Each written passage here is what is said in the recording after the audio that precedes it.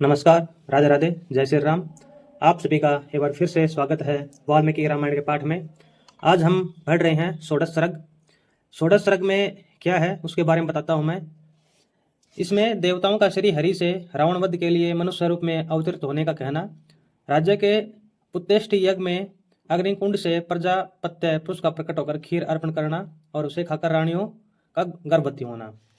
तो इसमें क्या है कि जब देवता भगवान विष्णु से प्रार्थना करते हैं कि आप मनुष्य लोक में जाएं और वहां पर जाकर आप मनुष्य रूप में अवतरित हों और रावण का वध करें, क्योंकि रावण ने बहुत ही त्राही मचा रखी थी उस समय। और देवता कहते हैं कि रावण ने एक समय पहले बहुत समय तक तपस्या की था। उस समय उसने ब्रह्मा जी से किन से वर मांगा था? उन्होंने ब्रह्मा जी से वर मांगा था कि मैं अनंत काल तक जीवित रहूं तथा मुझे कोई भी नहीं मार सके। तो ब्रह्मा जी ने कहा था कि आपको कोई भी नहीं मार पाएगा छोड़ के मनुष्य को।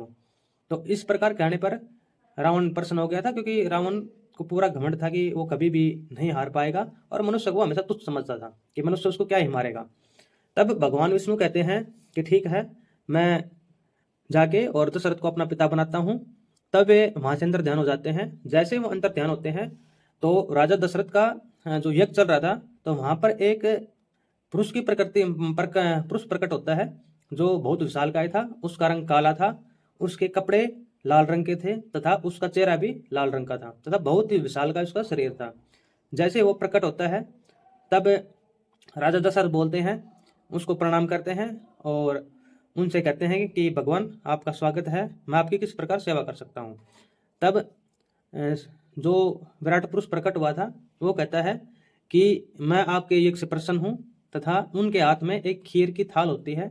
वो थाल वो उनको दे देते हैं और कहते हैं कि इस थाल को आप बराबर बराबर हिस्सों में आपकी तीनों रानियों के दे दें, ताकि तीनों रानी उनको खा के और गर्भवती हो जाएं। इतना कह के वो अंतर ध्यान हो जाते हैं और राजा दशरथ बहुत खुश होते हैं कि उनका यज्ञ संपन्न हुआ, सफल हुआ और उनको जो मिलना था वो मिल गया। उसके बाद वो जाते हैं और अपनी तीनों रानियों को वो बराबर बराबर हिस्से में वो अपने रानियों को खीर देते हैं। तो खीर किस प्रकार देते हैं उसका वर्णन है।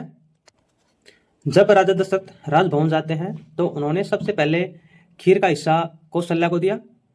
खीर का जो आधा हिस्सा था वो रानी कौशल्या को दिया। रानी कौशल्या को आधा खीर का हिस्सा देने के बाद वो खीर की थाल को लेके जाते हैं और वो रानी कैकेयी को आधा हिस्सा देते हैं। रानी कैकेयी को आधा हिस्सा देने के बाद फिर रानी सुमित्रा के पास जाते हैं।